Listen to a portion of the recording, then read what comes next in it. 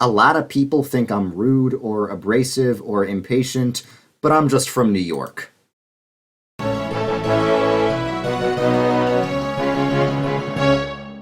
Yo, what's up, guys? Welcome back to KingdomCraft, where I build this big church in Minecraft while I talk about Christianity. And today I'm going to be touring a different part of this Minecraft server while I collect just some resources. I really just need blackstone, so I can kind of walk around and show you what people have built on the server while I talk about different regions of the country and their different approaches to religion. I've noticed this because I've done a lot of traveling around the country, and when I say the country, I mean America because it's the only country. I mean, seriously, the idea that there's like other countries other than America, that's communist propaganda. So I'm going to go to the region of my Minecraft server called Iapeta, and it was originally just supposed to be a mining land for people to go mine resources, but of course everyone made like a whole civilization here. And people have made some really impressive stuff here, so I'm just going to walk around this place. I'm walking here while I talk about different regions of America. Okay, here's a cross made out of crafting tables. I really like that. There's like an amethyst church over there. So, as you guys know, based on how I talk and based on my attitude, I'm from New York. Born and raised in New York, not quite the city, but right around the city. Like if you, from my high school, which is on a hill, you can see the city in the distance. I'm a New Yorker. I mean, people from like Manhattan say I'm from upstate New York. No, I'm from downstate New York. Okay, get it right. The land where it's forbidden to put pineapple on pizza. That's a real thing, by the way. There's a law that the government of New York passed in like sometime where if you put pineapple on pizza, you're going to be exiled to Delaware for the rest of your life. That's a real law. You can look it up. Okay, now YouTube's going to flag this video for false information. The founders of YouTube probably put pineapple on their pizza. But anyway, I'm from New York. And I grew up in the New York culture, and I assumed that it was just like what everyone thought, because that's how New Yorkers work.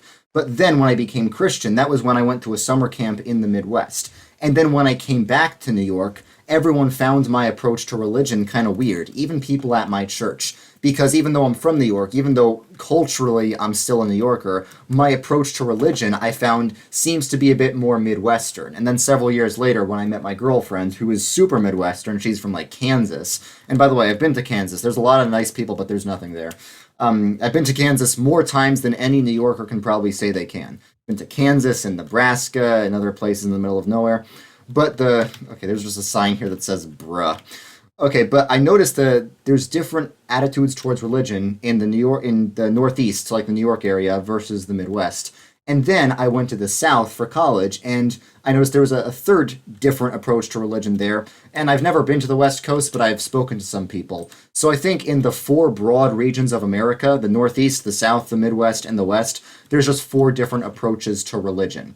Four different attitudes, and this spans all different denominations. I talk about denominations a lot, like Catholic, Protestant, Orthodox, Baptist, but in this video, it's not really about denominations. This difference, this attitude towards religion, I think spans all the different denominations because it's something I've noticed. Okay, this is the Spurgeonsburg city limit over here. Okay, it's really interesting. Okay, wow. People have made all of this. They've made like plots, and I haven't even been managing them. Like normally I'm the one who sells and distributes the plots in the server, but here everyone's done it without me and it seems to be working great, so maybe I'm not that necessary.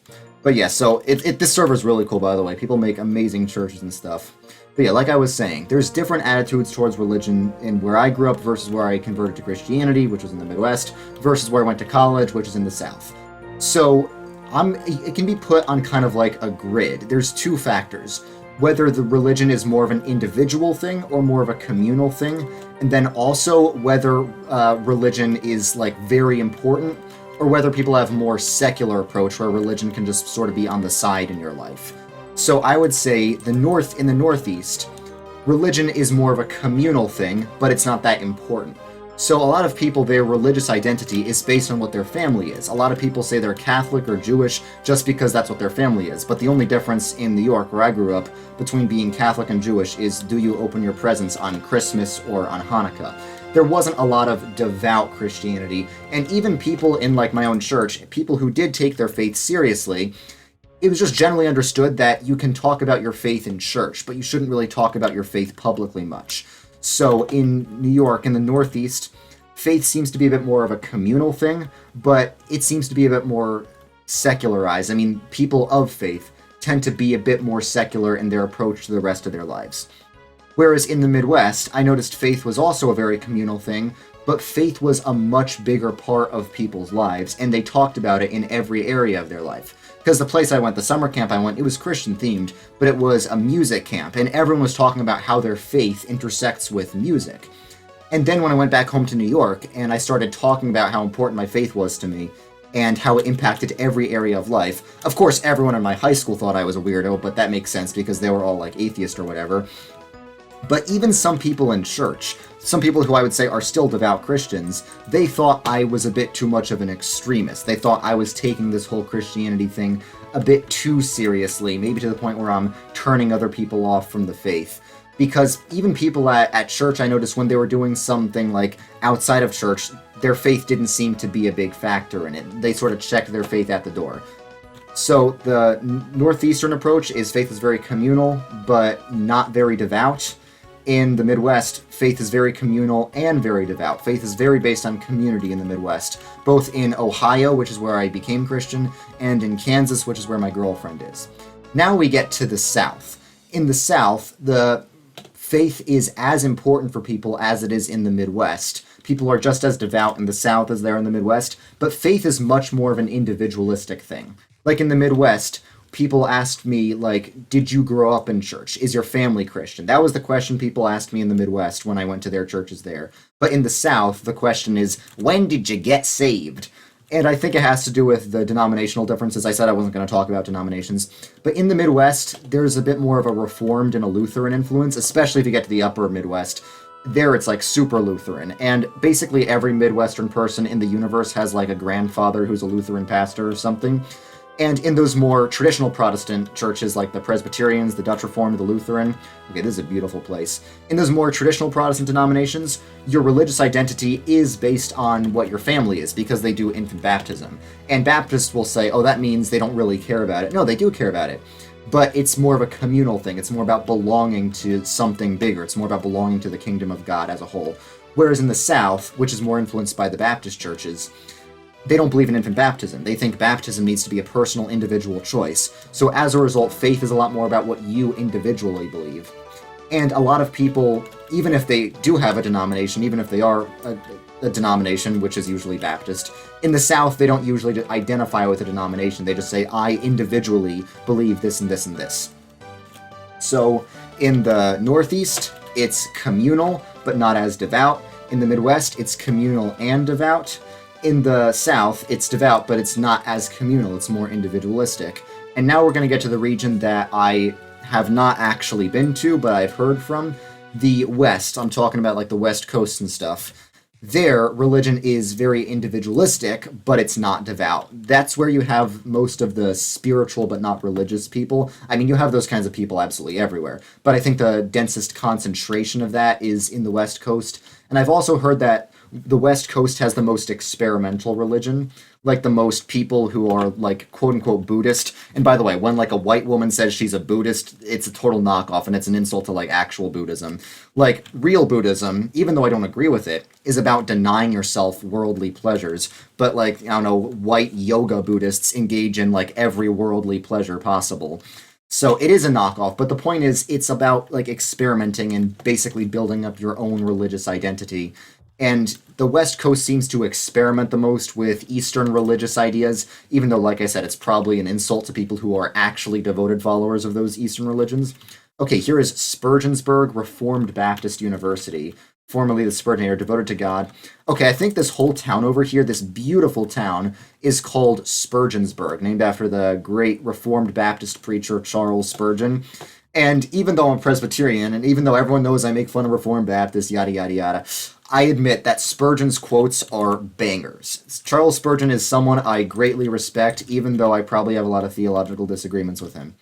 Okay, so here's the lecture hall, the John Bunyan Department of Literature. Okay, the Theodore Beza Department of Church History. Now, Theodore Beza was not Baptist, but I mean, I think he went too harsh on the whole predestination and election thing. Okay, here's a nice chapel. I like this place. And this whole wooden feel, this, for some reason I associate Baptists with the color brown, like the Baptist icon I make in my little denomination icons is brown. So this feels bad. I can almost smell this place, even though I'm in Minecraft. I can smell like the old wood. I can smell like the old Southern church smell. I'm getting off track, but yeah, well, Baptists are very common in the South, and that leads to their individualism. So I'd say the South is more individualistic, and that's where you get like the most, political libertarians and stuff like, I need my guns and my tractors. I don't want no government telling me to buy a driver's license. That's the South. At least that's what I think the South is as a New Yorker. I basically have the best of both worlds. I used to be a leftist because I grew up in New York before I was Christian.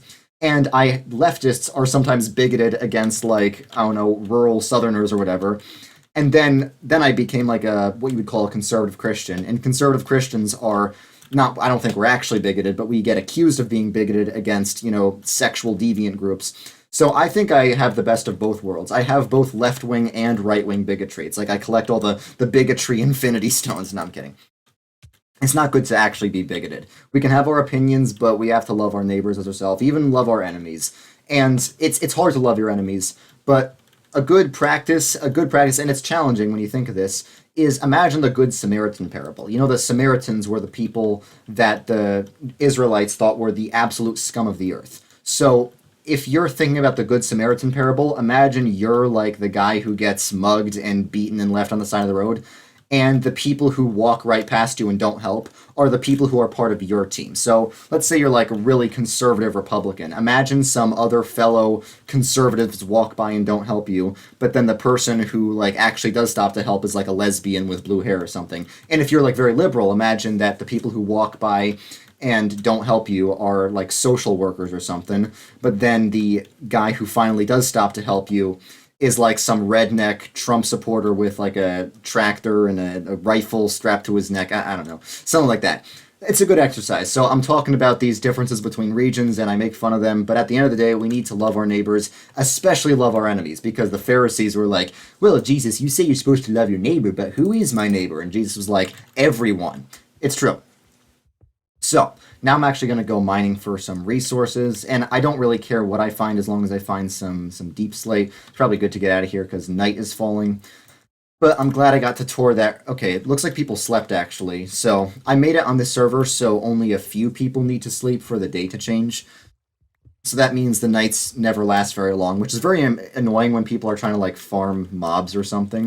And then they're like, guys, stop sleeping, you're messing it all up. But yeah.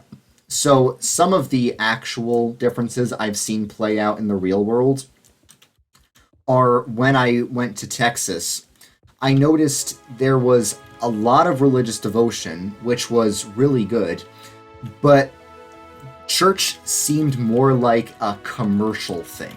What I mean by that is people would not choose a church based on their doctrinal affiliations, but basically how well the church did a sales pitch almost. It was like you choose your church based on how you choose your takeout restaurant. And that's one of my slight criticisms of the Southern approach to religion. It seems a bit too capitalistic. Now, we could debate capitalism versus what is socialism versus distributism in economic systems. That's not what I'm talking about. I don't have very solid opinions on political and economic issues, but I do have solid opinions on theology, and I think that theology matters. And I think you should go to a church that's part of your specific theological tradition. And everyone does have some sort of theological tradition. And in the Midwest and the Northeast, for that matter, because faith is more of a communal thing, people generally do choose a church based on their affiliation. Like, even people at my Presbyterian church back home, even the people who I think could really be a lot more devout and could really apply their faith to more areas of their life than just church, they still would probably only go to a Presbyterian church because, it's part of their identity. Whereas in the South, most people go to these non-denominational mega churches, and it's sort of like a marketing tool. Which church has like a better coffee bar? Which church has like a cooler youth program? Which church has, has small groups that have a good community? And I think competition can be good in some sense, in some very limited sense, but if it goes too far, then church becomes consumeristic. It becomes about pleasing the customers. And I saw this one quote, and historically this quote has zero accuracy, but it still makes a decent point. I think this quote was mostly shared by atheists on the internet, but it was said something like Christianity started in Jerusalem and it was just a community of believers. And then it moved to Athens, it moved to Greece and it became a philosophy. And then Christianity moved to Rome and it became an institution. And then it moved to Europe and became a culture. And then it moved to America and became a business. Now, that does apply to some of those non-denominational megachurches, and not all non-denominational churches are like this, but some of them are the prosperity gospel churches like Joel Osteen and even worse, Kenneth Copeland and all those guys. That, I would say, yeah, that's a total scam. Prosperity gospel preachers who say, like, you need to show your seed and then you're going to get rich. That's a total scam. Those are con men. They're absolute blasphemers. We should not associate with them. But I'm by no means saying non-denominational churches are necessarily like that. Now, I do have my criticisms of non-denominational churches. Like I said, I think it's better to be part of a more established religious tradition. I think if the church is to be the kingdom of God, it needs to be more organized and institutional so the church can be salt and light and have like a real impact on the world. But still, I am not associating the all non-denominational churches with those prosperity gospel heretics. I don't think they necessarily represent non-denominationalism. I think the people who do represent non-denominationalism are Baptists, because I think everyone is part of a theological tradition no matter what. So I think it's better to be honest about that. Like, if every non-denominational church just joined like the Southern Baptist Convention, I'd be a lot happier, because then they'd be more honest, saying, yeah, this is the theological tradition we belong to. And by the way, everyone who goes to a church is part of a tradition. The thing is, how old is your tradition? Like, people who use traditional worship style, their tradition is probably like 400 years old at least, because some of the earliest hymns we sing in church are written by Johann Sebastian Bach. People who use contemporary worship in their churches, that worship style is a tradition. It's just a tradition that started in the 1980s, and I don't think that is the height of sacred music, if you ask me. But yes, so in the South, religion can seem a bit consumeristic. And when people are deciding churches, it's almost like they try to be non-denominational, but new denominations, like, de facto end up forming based on people's personal preferences. Like, I was at this college ministry, and they were talking about different churches people are going to on Sundays.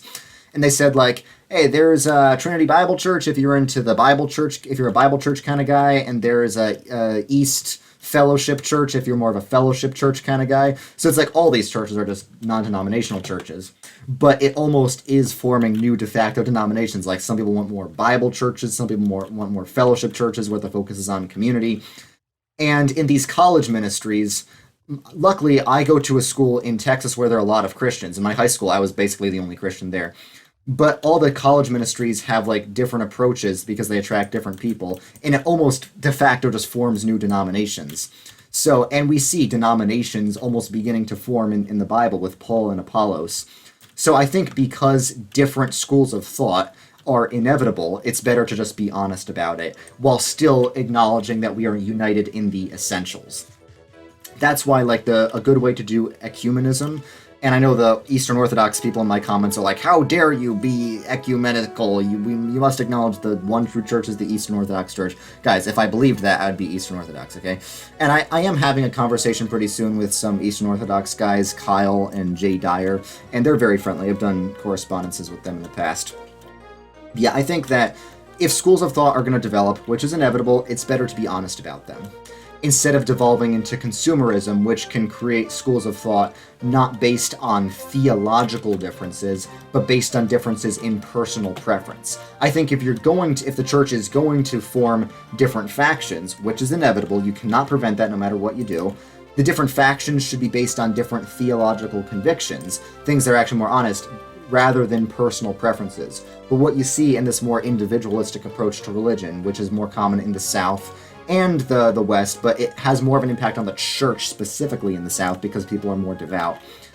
It creates a more consumeristic mindset of, I should choose my church based on what best suits me, rather than I should choose my church based on what I am convinced is true.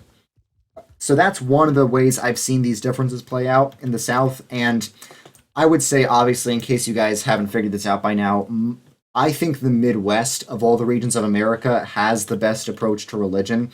Like, the Midwest still has established churches, unlike the West Coast. The West Coast doesn't really have very culturally established churches. In the Midwest, especially if you go to like Western Michigan, there's a bunch of Dutch Reformed churches there. And by the way, I have a map of historic churches if you want to find a Protestant church that's deeply rooted in one of these historic traditions and actually still adheres to their beliefs. So on this map, you won't find any of the liberal Protestant churches. You'll find churches in some of the mainline denominations, but I made sure to filter out only the churches within those mainline denominations that still hold to the historic beliefs. So yeah, if you go to the Midwest, you'll find a lot of historically rooted Protestantism. And I think one of the best place to find like solid mainline churches is in the Midwest. Because the summer camp where I converted to Christianity in the Midwest, that was actually a mainline church. It was the summer camp itself didn't have any affiliation, but like the director of the camp and a lot of the staff at the camp were connected to the local PCUSA church. And unlike some PCUSA churches, this one was really solid. And a lot of the other people participating in the camp, whether campers or like counselors or something, a lot of them were part of mainline churches, but unlike the mainline churches in New York, they actually seem to take their faith seriously. Like, it's really sad. Like, at a lot of the churches in the New York area, like, these churches don't really adhere to the traditional beliefs of Christianity. They're more of just community centers. So you'll have really well-educated, really well-trained musicians, for example, in the choir and the organists. And they will spend hours and hours of their lives studying and playing church music, but the lyrics of those songs, like Handel's Messiah, for example, you'll have a lot of choir directors leading rehearsals, leading rehearsals of Handel's Messiah, but you can tell, based on just what they say they believe, they don't actually believe the traditional beliefs of Christianity. It's like, I want them to just pay attention to what they're singing when they're singing Handel's Messiah. They are singing things directly from the Bible, like, all we have sheep have gone astray, we have turned everyone to his own way, and the Lord hath laid on him the iniquity of us all. Pay attention to what you're singing. Seriously, it's beautiful stuff. It's really sad. So in New York, like I said, it's a lot about the cultural belonging, because the Northeast is the oldest settled part of the US, and yes, I'm speaking in like, colonial terms. I know there was like Native Americans beforehand, but the Northeast has the most, historically established places that are still around today.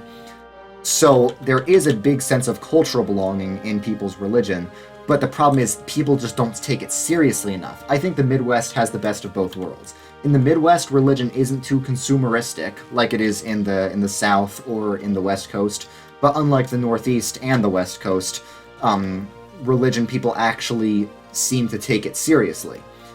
So that's why if I were to rank the different regions, I would say the best is definitely the Midwest. The second best is probably the South, just narrowly speaking. The South is a little better than the Northeast, but then third best I'd say is the Northeast, and the worst obviously is the West Coast, like California, Oregon, Washington.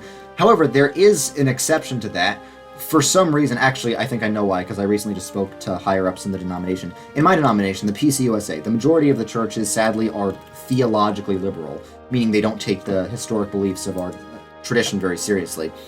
But the majority of the churches, well, not the majority, but the most dense concentration of conservative PCUSA churches, conservative churches in my denomination, which is broadly liberal, are on the West Coast for some reason. And some people told me it's because there's a seminary there called Fuller Theological Seminary that really does try to train ministers to actually believe the things that they recite every Sunday.